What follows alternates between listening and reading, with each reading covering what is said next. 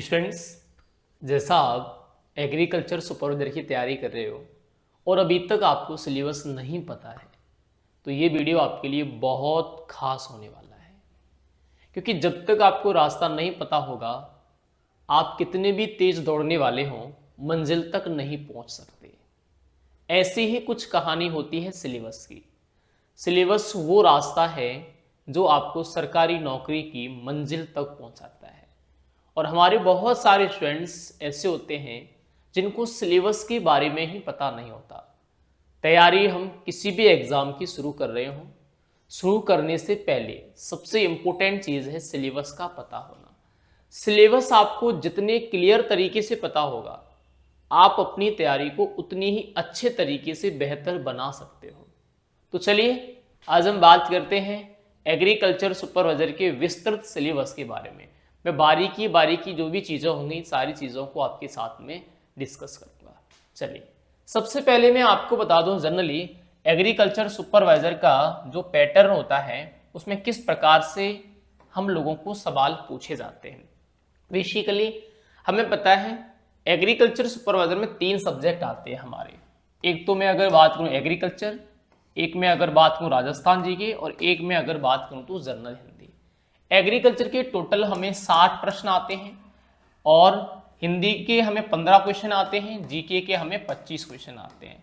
हर प्रश्न हमारा 3 नंबर का होता है, हर प्रश्न 3 नंबर का।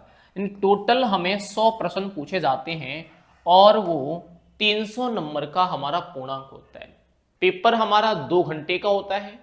1/3 की हमारी नेगेटिव होती है, यानी एक सही प्रश्न पर आपको 3 नंबर मिलते हैं और अगर गलत हो गया तो 1 नंबर आपका काट लिया जाएगा।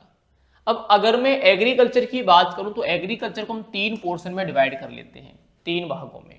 एक तो मैं अगर बात करूं एग्रोनॉमी जिसके 20 क्वेश्चन आते हैं, हॉर्टिकल्चर जिसके 20 क्वेश्चन आते हैं, एनिमल हस्बेंड्री जिसके 20 क्वेश्चन आते हैं। यानी एग्रीकल्चर के 3 पोर्शन हैं और तीनों से हमें बराबर यानी 20-20 जो सवाल हैं वो परीक्षा में पूछे जाते हैं और ये हमारे लिए बहुत सिंपल होता है। एग्रीकल्चर में ज़्यादा टफ चीज़ें हमारी नहीं होती। अब हम बात करते हैं किस टॉपिक से किस प्रकार के क्वेश्चन आते हैं, तो थोड़ा सा गौर करते हैं अब हम टॉपिक वाइज सिलेबस के बारे में।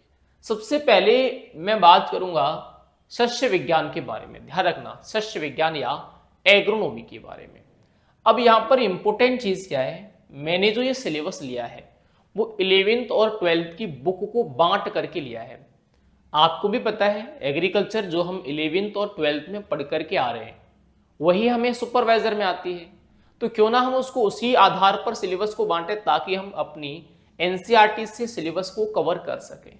तो जनरली हम देखेंगे एग्रोनॉमी में जो हमारे 11th के टॉपिक हैं वो कौन कौन से हैं। भारतीय कृषि का इतिहास है, मौसम और जलवायु है, मृदा विज्ञान है जो कि बहुत बड़ा टॉपिक है, पोषक तत्व है, खाद एवं उर्वरक है, सिंचाई है और कृषि यंत्रीकरण है। ये हमारे 11th के टॉपिक हैं। 12th के टॉपिक कौन कौन से हैं, बीज है, जैविक खेती है, सिंचाई है, खरपतवार है, शुष्क खेती है, फसल पद्धति है और फसल उत्पादन है। ये हमारे 12th के टॉपिक हैं जो हमें शस्य विज्ञान में पूछे जाते हैं। अब आप कहोगे सर सिंचाई टॉपिक यहाँ पर भी है और सिंचाई टॉपिक यहाँ पर भी है, तो ये दोनों किताबों में दिया हुआ है 11th और 12th में। आधा टॉपिक 11th में है, आधा टॉपिक 12th में है। इसके अलावा कुछ अन्य टॉपिक भी पूछे जाते हैं, जैसे भारतीय कृषि या राजस्थान की कृषि का सामान्य परिचय हमें पूछा जाता है, कृषि गणना यानी कृषि के आंकड़े हमें पूछे जाते हैं, कृषि संबंधी जो योजनाएं होती हैं उनके सवाल भी हमारे एग्जाम में आते हैं। अब थोड़ा सा और अगर मैं नेक्स्ट चलूँ अगले पॉइंट पर, अगला पॉइंट है अपना हॉर्टिकल्चर या उद्यान विज्ञान।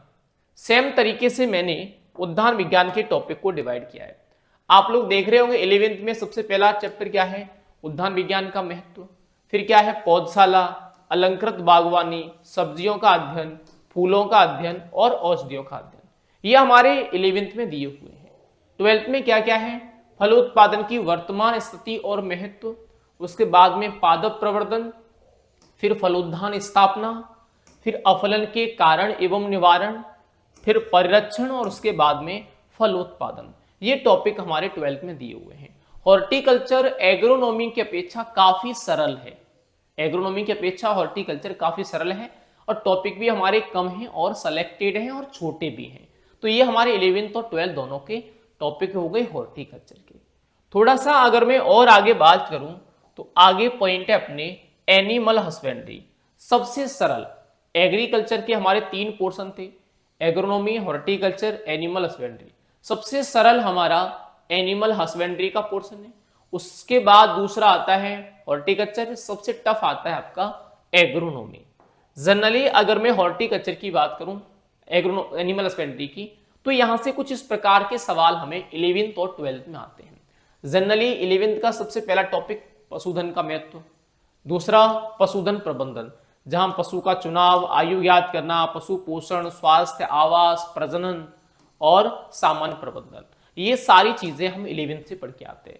11th में पशु औषधियां भी पढ़ते हैं और मुर्गी पालन भी पढ़ते हैं।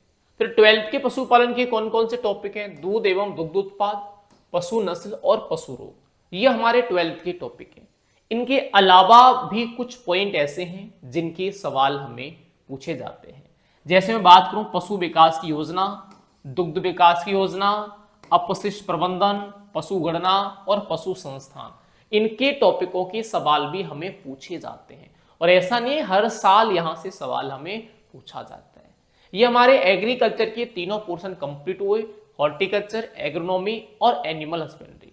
अब अगर मैं बात करूं तो राजस्थान जीके, राजस्थान जीके की अगर हम बात करें तो आप याद रखना राजस्थान जीके में 25 क्वेश्चन आएंगे, लेकिन मैटर आपका बहुत ज्यादा है। 25 क्वेश्चन कहां से आएंगे, भूगोल के 4-5 टॉपिक हैं, इतिहास के 5-6 टॉपिक हैं और कल्चर पूरी है, जो भी कल्चर है वो पूरी की पूरी आपकी सेम है। जनरली में अगर बात करूं राजस्थान का, देखो क्षेत्रफल ये भूगोल का है, स्थिति, विस्तार, भौतिक प्रदेश, नदियां और जलवायु, ठीक है। फिर राजस्थान की प्रमुख सभ्यता, जिसमें कालीबंगा और आहड़ 2 सभ्यताएं आपको दी हुई हैं। फिर राजस्थान के मेले, त्योहार, लोकगीत, लोकनृत्य, वाद्य यंत्र और आभूषण, ये हैं आपके में। प्रमुख रियासतें हैं, संधियां हैं, 1857 का जन विद्रोह है। उसके बाद प्रमुख किसान एवं धार्मिक आंदोलन, ये जो टॉपिक है किसान और धार्मिक आंदोलन वाला, इस वर्ष सिलेबस में हटा दिया गया था, लेकिन ऐसा नहीं कि हर वर्ष हटा दिया जाए, अगले साल ये ऐड होके आ जाएगा, ठीक। आगे अगर बात करें एकीकरण और प्रजामंडल, ये भी आपके में आते हैं।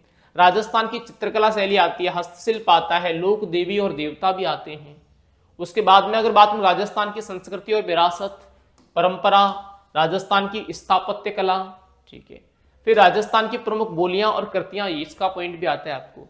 राजस्थान के प्रमुख व्यक्तित्व, जहां कुछ स्पेशल व्यक्तित्व हैं जिनके नाम आपको आते हैं 8-10, उनकी खेल और खिलाड़ी भी इसके अंदर आते हैं। स्पेशल व्यक्तित्व में प्रमुख टॉपिक होता है खेल और खिलाड़ी, तो उनके सवाल भी हमें आते हैं। ये कहानी हो गई हमारी राजस्थान जीके की। अगर मैं बात करूं नेक्स्ट अगले पॉइंट पर, अगला पॉइंट क्या है, अगला पॉइंट है हिंदी। हिंदी के भी हमारे सेलेक्टिव टॉपिक हैं, ज्यादा टॉपिक हमें पूछे नहीं जाते। कौन कौन से टॉपिक हैं, बेसिकली संधि, संधि विच्छेद और समास, दूसरा उपसर्ग और प्रत्यय, तीसरा पर्यायवाची, चौथी विलोम शब्द, उसके बाद में युग्म शब्द, उसके बाद शब्द शुद्धि या वाक्य शुद्धि, मुहावरे और लोकोक्ति, एकाक्ति और अनिकार्ती शब्द, और सबसे लास्ट में प्रशासनिक शब्दावली।